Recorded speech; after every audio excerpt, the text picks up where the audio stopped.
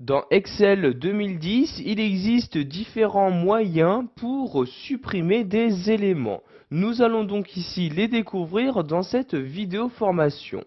Donc tout d'abord, nous allons voir comment sélectionner une seule donnée. Donc pour ce faire, vous devez tout d'abord sélectionner la cellule en question. Donc par exemple ici, si je souhaite supprimer cette donnée-ci, donc je sélectionne la cellule en cliquant dessus. Donc une fois ma sélection faite, je peux appuyer sur la touche supprimer de mon clavier et comme vous pouvez le voir, donc la donnée se trouvant à l'intérieur a bien été supprimée. Maintenant, nous allons voir qu'il est également possible de cette même manière de supprimer une ligne ou encore une colonne dans son intégralité. Donc par exemple ici je vais prendre cette ligne là, donc tout d'abord je la sélectionne en cliquant ici sur le numéro de ligne en question.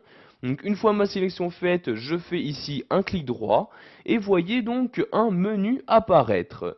Dans ce menu, vous pouvez voir qu'il y a deux fonctionnalités en rapport avec la suppression, donc soit supprimer, soit effacer le contenu. Donc ici, je vais par exemple cliquer sur supprimer comme ceci, et vous avez donc ici la ligne qui a bien disparu.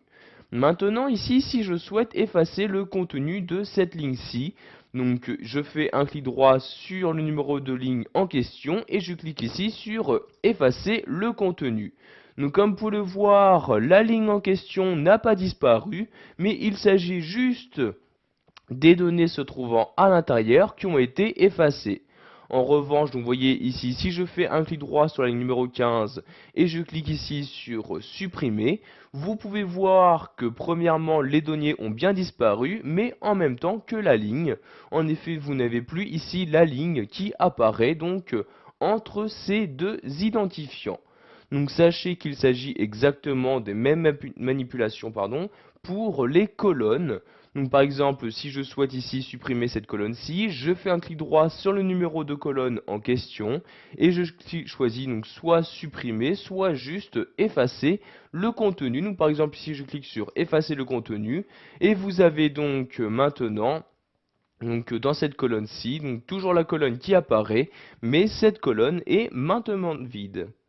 Voilà, vous savez maintenant comment supprimer des éléments dans votre document Excel 2010, qu'il s'agisse d'une seule cellule ou encore d'une ligne ou d'une colonne dans son intégralité.